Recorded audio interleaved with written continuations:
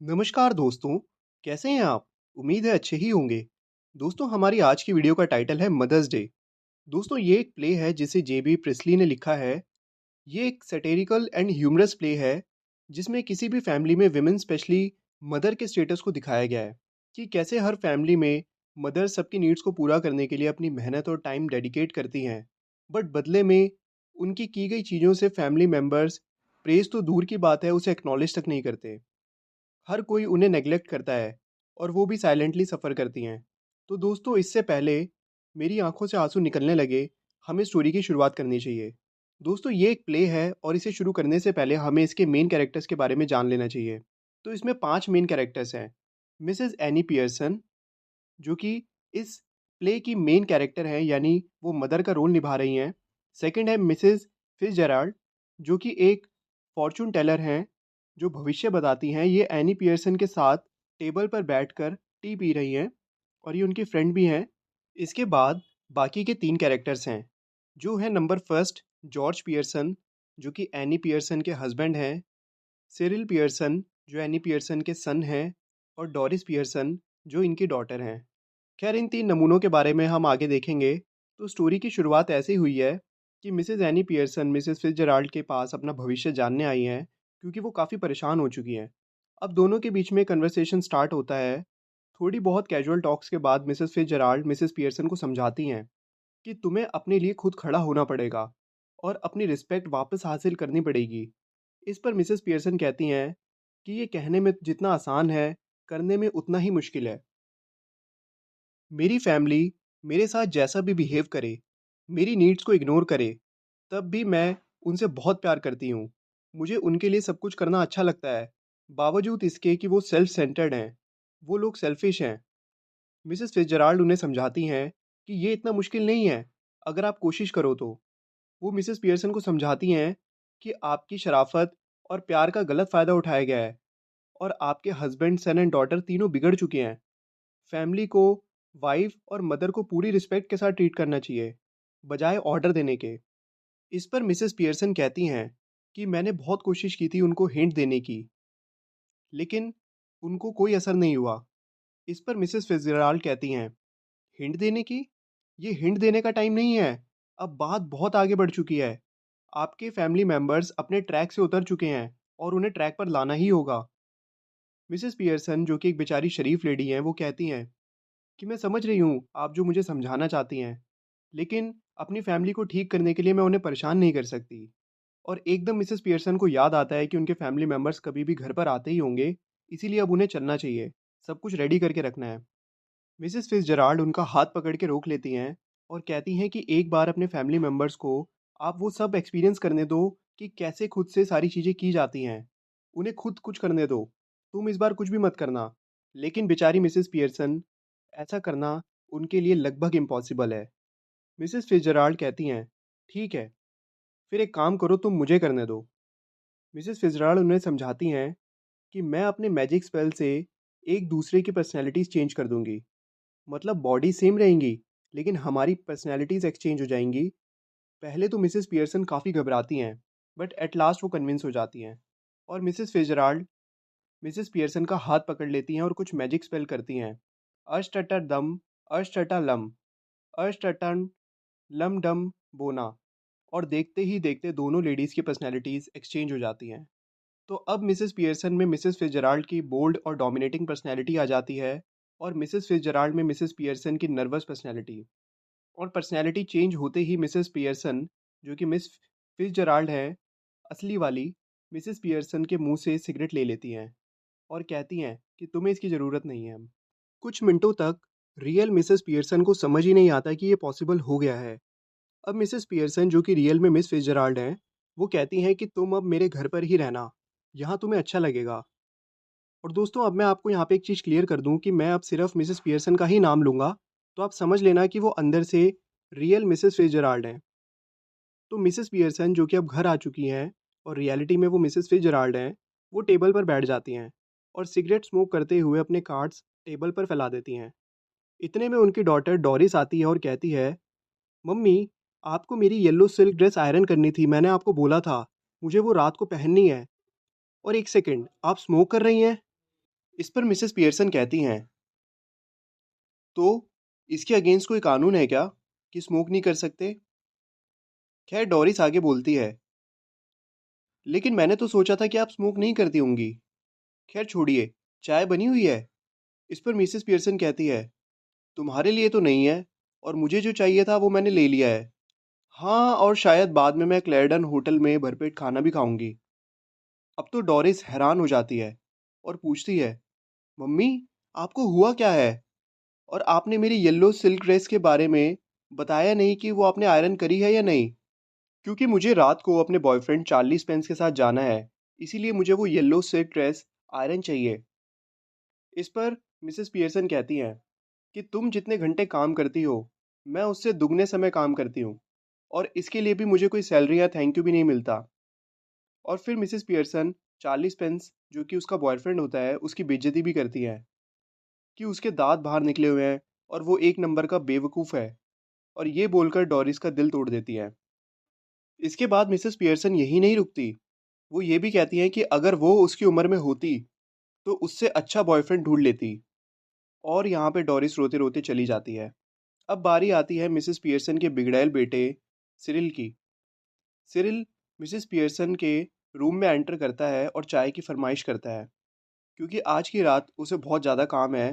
वो पूछता है कि क्या मेरे काम की सारी चीज़ें रेडी हैं, क्योंकि मुझे आपने प्रॉमिस किया था कि अगर उसमें से किसी भी चीज़ की रिपेयरिंग की ज़रूरत है तो वो आप कर देंगी, आपने बोला था। इस पर मिसेस पियर्सन कहती हैं, मेरा माइंड चेंज हो गया है, और मुझे फिक्स करना ज़्यादा पसंद नहीं है। सिरिल कहता है, ये क्या तरीका है बात करने का? अगर हम सब आपसे ऐसे बात करें तो? मिसेस पियर्सन कहती हैं, तुम सब तो ऐसे ही बात करते हो, और मैं भी अब से ऐसे ही करूंगी। सिरिल हैरान हो जाता है कि आज उसकी मॉम को हो क्या गया है। इसके बाद मिसेस पियर्सन की डॉटर डोरिस ड्रेस से पहले रैप पहनकर आ जाती है। उसे देखकर मिसेस पियर्सन कहती हैं, छी, तुम तो बहुत गंदी लग रही हो। मैं तो 40 पेंस के लिए इतना गंदा फेस लेकर कभी ना जाऊं।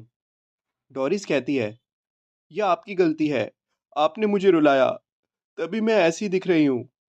मिसेस पियर्सन कहती हैं, "हैं, खैर, हमारे पास स्टाउट बची है।" दोस्तों, स्टाउट का मतलब होता है बियर।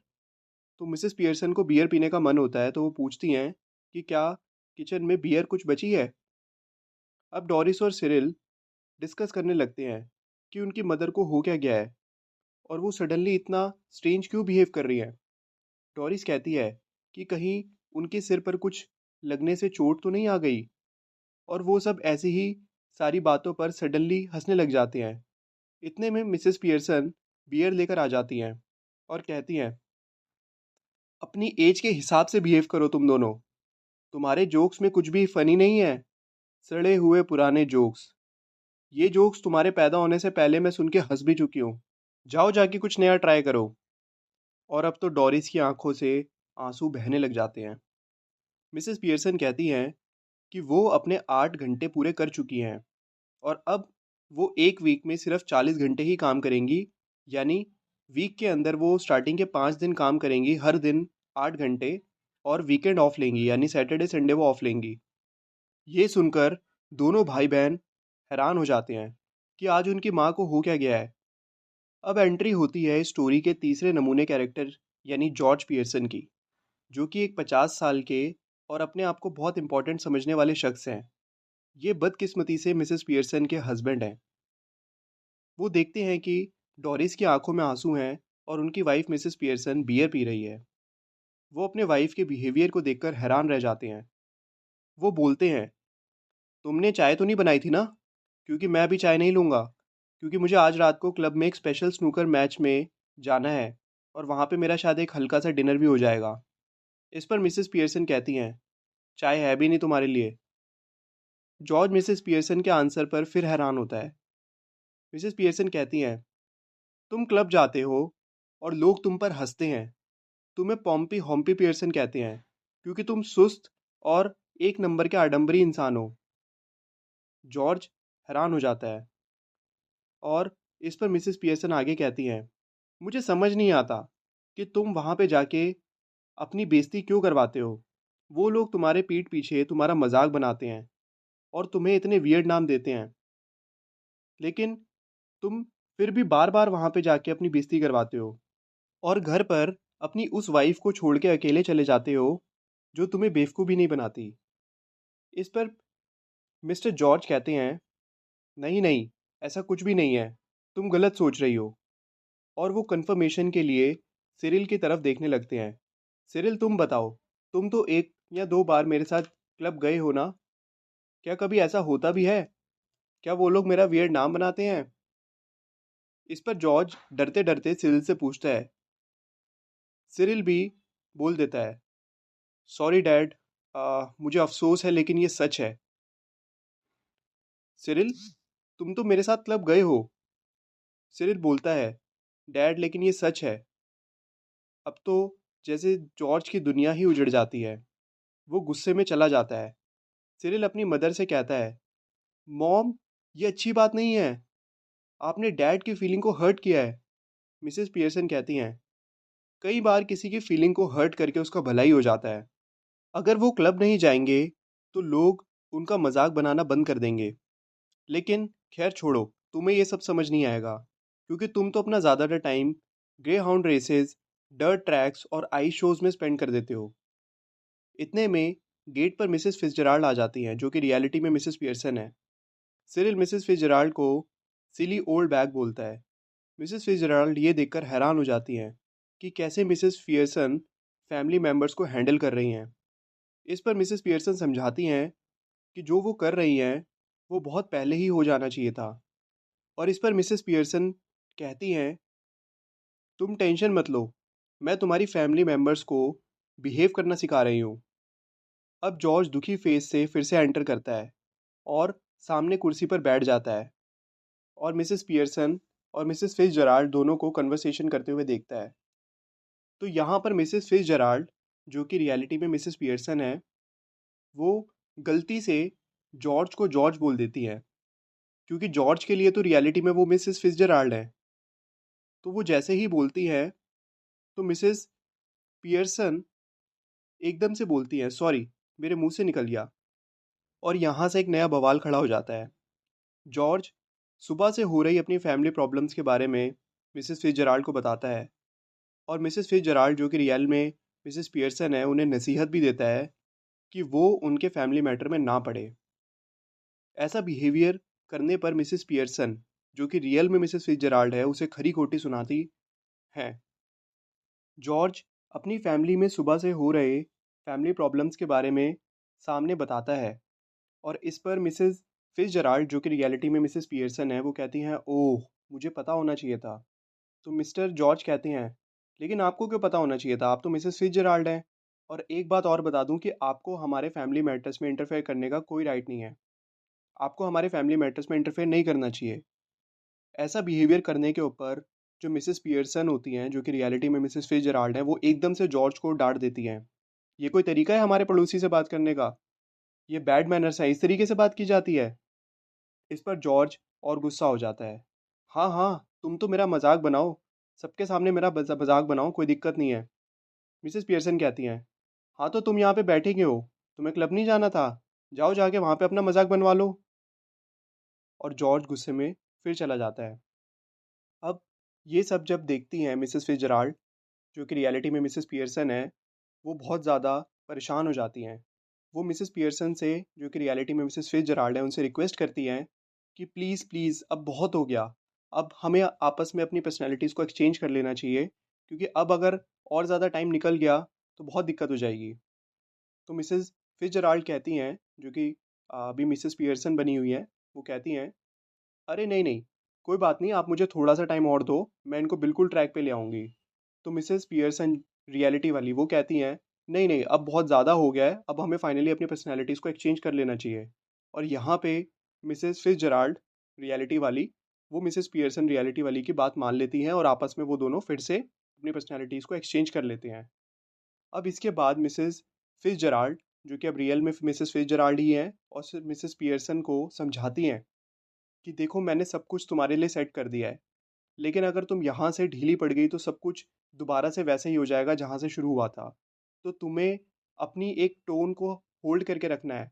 तुम्हें उन लोगों से हल्के में बात नहीं करनी है, तुम्हें उनसे डर के बात नहीं करनी है, तुम्हें कॉन्फिडेंटली बात करना है। तुम्हें अपनी बात पूरे तरीके से रखनी है और तुम्हारी टोन एक कमांडिंग टोन होनी चाहिए, नहीं तो सब कुछ बना बनाया खेल बिगड़ जाएगा। तो मिसेस पियर्सन इसमें हामी भरती है कि वो आगे से ऐसा ही करेंगी। इसके बाद जब मिसेस फिट्जराल्ड जा रही होती हैं तो मिसेस पियर्सन अपनी फैमिली से पूछती हैं, तो आज मेरे ख्याल से आप लोगों में से कोई भी बाहर नहीं जा रहा है, तो मेरे पास एक आइडिया है। तो वो सब वेट कर रहे होते हैं सुनने के लिए कि अब इसके दिमाग में क्या चल रहा है, मिसेस पियर्सन के दिमाग में। तो वो कहती हैं, तो आप लोग आज बाहर नहीं जा रहे हैं तो आई थिंक हमें एक अच्छा सा डिनर कर लेना चाहिए और साथ में एक रमी, जो कि कार्ड्स की गेम होती है, वो हमें खेल लेनी चाहिए। डिनर जो है वो सिरिल एंड डोरिस बनाएंगे और तब तक मैं मिस्टर जॉर्ज के साथ बैठकर आराम से बातें करूंगी और फिर आज हम एक अच्छा सा डिनर भी करेंगे। और इतने में मिसेस फिट्जराल्ड को वो इशारा करते हुए बाय कर देती हैं और मिसेस फिट्जराल्ड, जो कि अपना पूरा काम अच्छे से करके हाय करते हुए बाद में चली जाती हैं, मतलब बाय करते हुए बाद में चली जाती हैं। तो दोस्तों यहाँ पे जो है वो हमारी ये स्टोरी ख़त्म हो जाती है। तो दोस्तों उम्मीद है आपको इस चैप्टर से कुछ ना कुछ सीख ज़रूर मिली होगी। आपसे मिलेंगे अगली वीडियो में, तब तक के लिए देखते रहिए खेल खेल में ज्ञान। Okay, thank you.